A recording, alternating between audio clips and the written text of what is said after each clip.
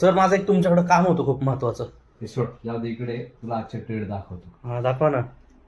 आज आहे ना कोडाईला सेल आला होता बरोबर 19 सप्टेंबर. आज दुपारी 1:20 कॅन्डलला ट्रेड आला होता. 5,575ला सेल आला होता. हा OTCचा ट्रेड होता आपला.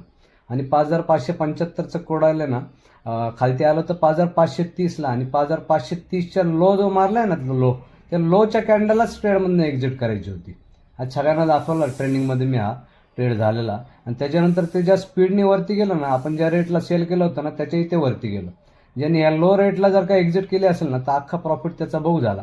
आणि ज्यांनी त्या लोला आपल्या सिग्नलकडे लक्ष दिलं नाही त्याचा सगळा प्रॉफिट झालेला आहे ना तो साफ होऊन गेला. आणि दुसरा ट्रेड आला होता सिल्वरला. हे बघ इकडं सेल आला होता. कितीच्या कॅन्डल माहिती आहे का? बरोबर 440च्या कॅन्डलला सेल आला होता. 440चं सिल्वर 1,28,090 वरनं लो मारला त्यांनी 1,27,600चा.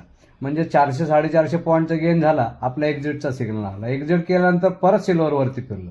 आणि त्याच्या पुढचा तिसरा बाय आलाय आजचा 1,28,250ला. आणि ते बघा 1,29,200 चाललंय आणि ते चाललंय अजूनही वर. आता हा ट्रेड आहे ना मी तुला उद्या एक्सप्लेन करून सांगेल. सिल्वर हाय मारतीये का सर? अरे आपलं ट्रेड आहे, OTCचं सिग्नल आहे, ते हायवर हाय मारणारच. तुझं काय काम होतं? काम विसरलो. पण सर मला एवढं सांगा, तुमचे ट्रेड एवढे कसे काय परफेक्ट असतो तो?